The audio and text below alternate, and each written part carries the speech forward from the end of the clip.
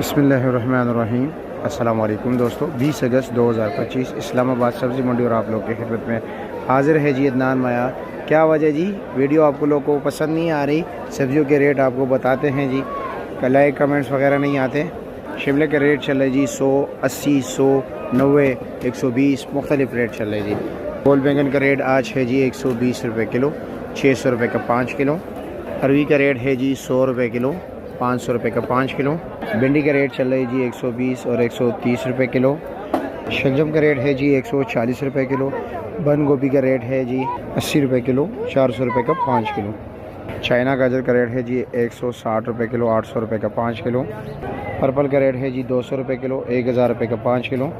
देसी लहसुन रेट चल रहा है जी 250 और 300 रुपये किलो। और तोरी का रेट है जी 90 रुपये किलो, 450 रुपये का 5 किलो। और कीरा 80 रुपये किलो, 400 रुपये का 5 किलो। चरिंडे का रेट भी है जी 400 रुपये दड़ी, 80 रुपये किलो। मिर्ची का रेट है जी 60 रुपये किलो, 300 रुपये का 5 किलो।